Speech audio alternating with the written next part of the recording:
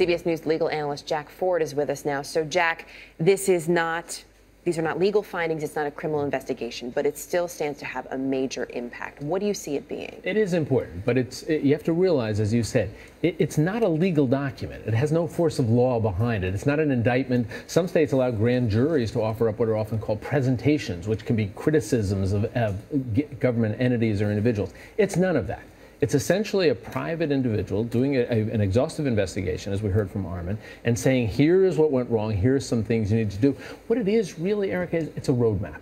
It's going to allow Penn State and anybody else who's interested, including these victims and their lawyers, to take a look at who did what, who knew what, when, and perhaps more importantly, who didn't do certain things. But it's going to give Penn State a roadmap to say, here's what you need to do to make sure this doesn't happen again. So who do these victims go after potentially? They go after the university, perhaps, but can they go after Joe Paterno's estate as well? What's interesting about all this, Lee, is that you're going to see, some of these potential lawsuits are easy. Jerry Sandusky now has been convicted. If that conviction stands on appeal, that's not a hard lawsuit to do.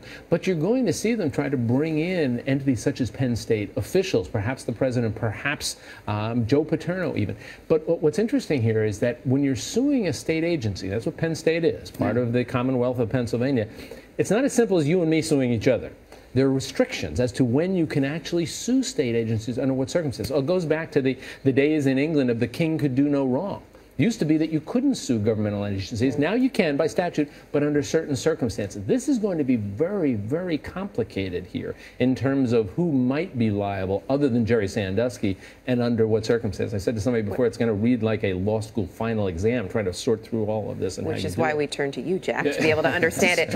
In terms of this roadmap you said it could put out for us, could that lead to any criminal charges? Well, everybody has said that's still open. The possibility of criminal charges are still open. If more victims show up, for instance, again, there's some complications there. If other people show up, that knew something that either didn't tell the truth or didn't do what they were supposed to do, it's a possibility. I'd be surprised at this juncture because everybody has looked at this so carefully. You'd think that there's probably nothing new out there, but it does have the potential if something new comes up. Jack, nice to see you. Thank you.